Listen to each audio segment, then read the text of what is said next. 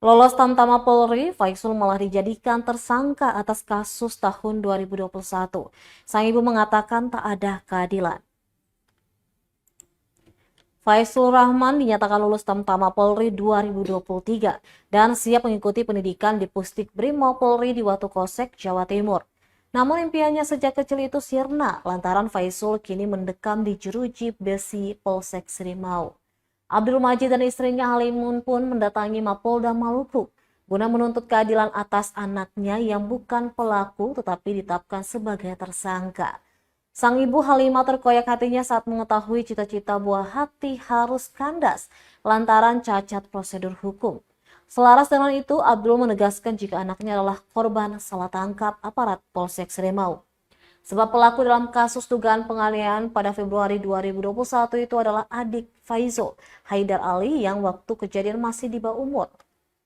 Menurutnya banyak kejanggalan dalam proses hukum. Ia mengatakan jikalau Faisul bersalah dan dalam proses hukum maka sudah pasti dia dijegal dalam proses seleksi Tamtama. Apalagi sejumlah kelengkapan administrasi malah dikeluarkan oleh Polsek Serimau. Mau tanya untuk tidak adil, tidak ada keadilan dari polisi pos kota. Kenapa pada saat mau berangkat baru bilang dia tersangka pelaku? Tersangka.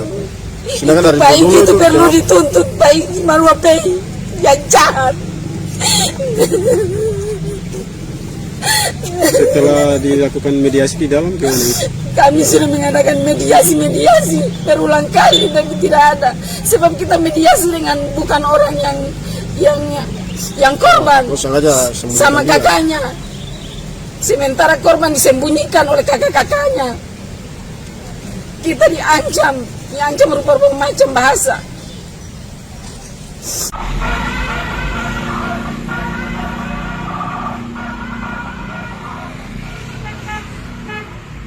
Saya cuma di muka kali kata ada baru mau ambil gambar video gini.